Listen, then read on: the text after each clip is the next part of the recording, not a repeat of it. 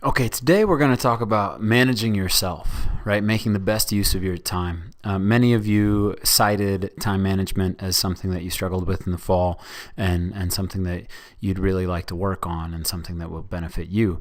And so it's kind of deceiving. You cannot manage time. And so the term time management is a little tricky. You can manage yourself and you can manage your use of time, but time will pass no matter what we do. So that's an important concept to kind of wrap your head around. So it's all about prioritizing and creating balance. And so many of us, when we're in school, right, we have these various life roles, and we've been talking about that, where you have school, you have your academics, that's one sort of area. You have your social life, and then you have work, and I put / athletics. Many of you are student athletes, and I was a student athlete, and I certainly understand the demands and rigor that adds. But for most students, you can find something to put into that third area, whether you have a job, some things like that. And the really big key here is that you can be successful at 2 out of the 3 of these, but not all 3.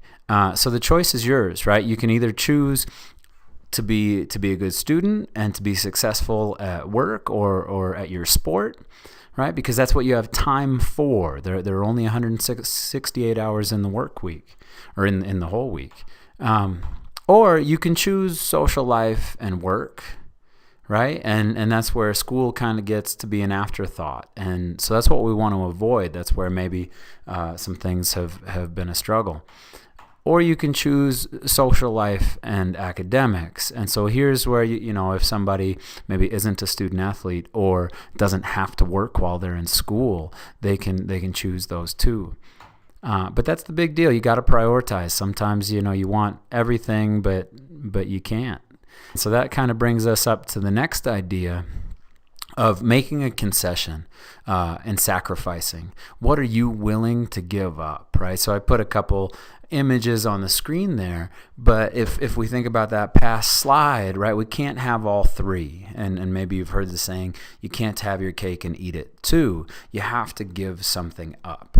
And so are you willing to give up the social life to be a successful student athlete? Are you willing to give up the academics, right? If you give that up and you do the social life and work, then that's kind of tough, because then you might continue to be on probation, or you might ultimately get suspended, and that's not what we're after. So you got to think about what you're going to sacrifice and what you're going to give up.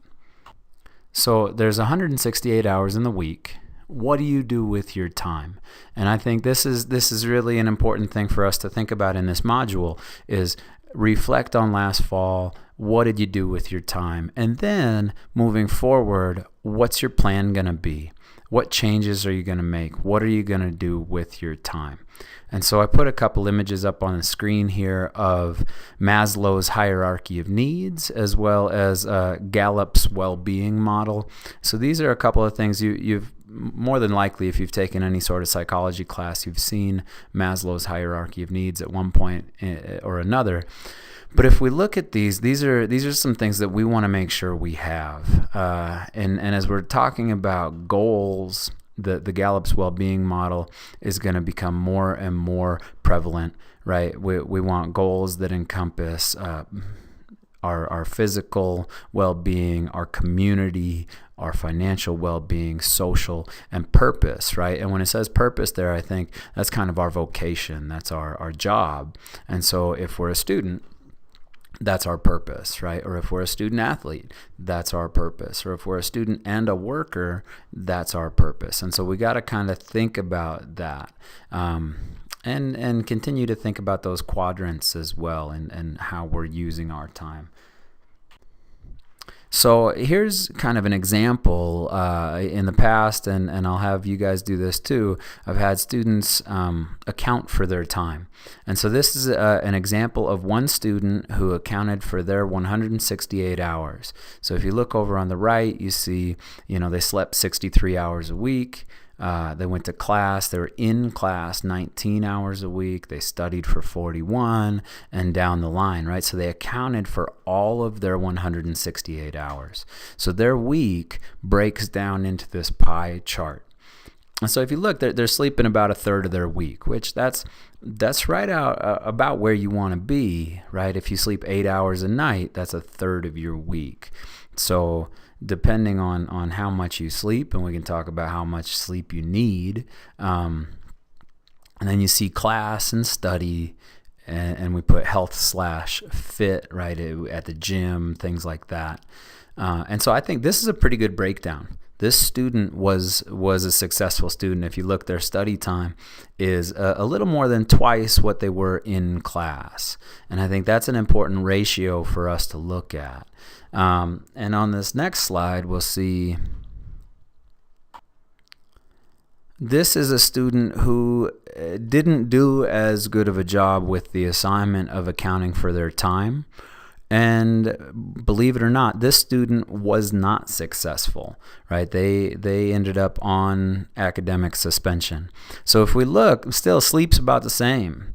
But then they accounted for 55 hours. They deemed it relaxing time. And so I'm not quite sure what that means. I chatted with them and I didn't get a straight answer. It seemed like that was just time they spent on their residence hall floor hanging out. And so that was 55 hours. So that's another third of their week. That's 2/3 of their week. And then if we look, class was 14 hours a week, and then study was 22. So if we see that ratio wasn't quite as good. And then they even had 12 hours of their week was undocumented. So I think you can even lump that into the relaxing. The point that I'm trying to make here is the more you can account for your time and be accountable and know what you're doing with your time, the more effective time manager you're going to be, right? So if you look at this student, the undocumented and the relaxation, that's not a very good use of their time, right? And although they might have been doing something productive, although probably not, they're not accounting for it, and that's a big deal. So how we can kind of come up with these, right, and this is one of the assignments for the week, is the weekly schedule planner. And it just depends on how you want to go about it. I threw up a couple examples here. One is by the hour, and this is the template that's available on WYO courses for you. Or if you look on the right there, you can use an Excel spreadsheet, or you can use tables within Microsoft Word to build your own. Because some students I've worked with, the hour is no good for them. They have classes that get done at 9:35 instead of right on the hour. And so they like to break it down even further by maybe the 15 minutes or by the every half an hour. And so that's kind of up to you. The better you can be about accounting for your time, the better you're going to be at planning your time. And that really gets down to the base of being a good manager of your time is your plan. And so what we're going to do is kind of plan out, use one of these to say, okay, here's how I'm going to use my week. And that's not to say that you're nailed into that, right? Like if you at the end of your day from 7 to 8 have hanging out with friends, and then at 8 you're going to go to the tutor in the library. At 8 o'clock, you don't have to stop your friends and be like, whoa, wait, guys, I'm going to go to the tutor. You want to plan it, but then you live your life, right? But if you have a plan, it means you have a direction. If you just have 33 hours of relaxed time, you have no direction. And that's the important thing is we need a plan to have some direction. So there's lots of tools and strategies that we can use, and I'd encourage you to check out the PDF that's available under the lectures and readings for this module. But here's kind of the breakdown, right? Calendars are a great tool. And so especially all of us are walking around with a calendar available on our mobile device. And I guess not all of us have a mobile device, but many of us do.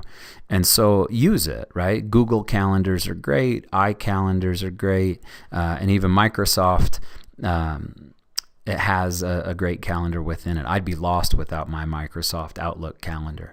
But then there's also the old school, right? And so many of you may work with a planner, right? A daily or a weekly planner that you can carry around in your bag, or a wall calendar. Wall calendars are great. Desk calendars are great. And any of them, you can get some on the wall. I've got one in my office that goes 4 months at a time. So I can kind of plan 4 months ahead, and that really helps.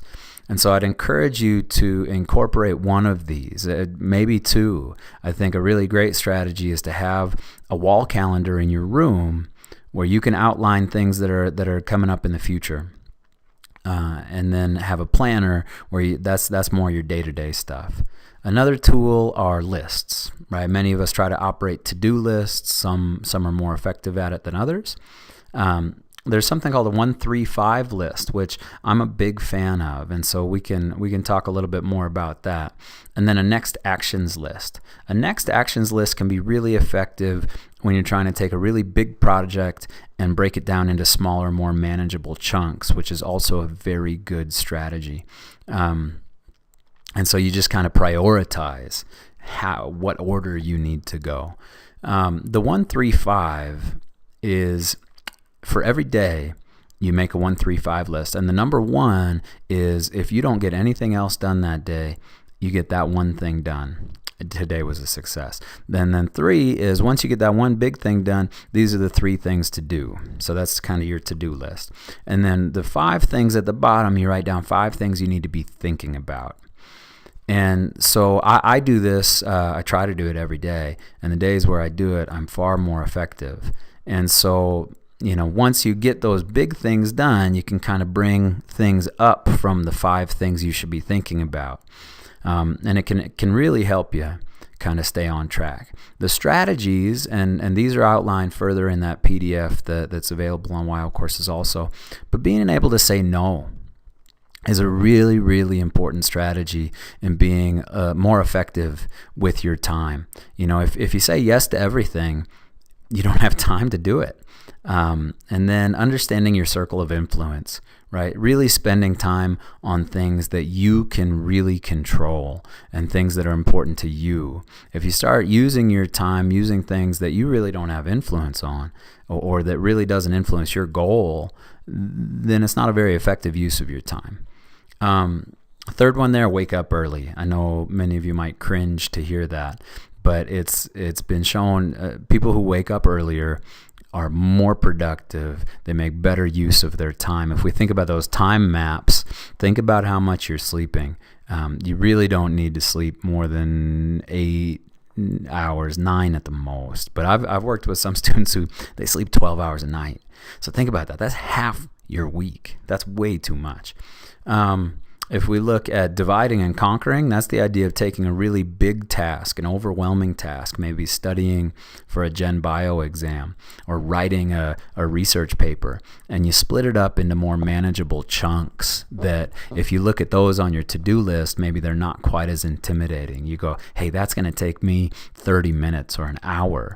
And then you continue to work at it, and by the end, you've done this great big thing without being quite so intimidated or without putting in a marathon 6-hour session. The last one there is plan your work and work your plan. And that's really the basis of good, effective time management, is having a plan. And then enacting your plan. Writing out the plan, that's really the easy part, but then being committed to working that plan, that's the tough part, and that's the part that really takes commitment. So hopefully you'll be able to take some of these strategies. I'm excited to hear which ones you think are good and which ones will work for you. So yeah, I look forward to reading your projects.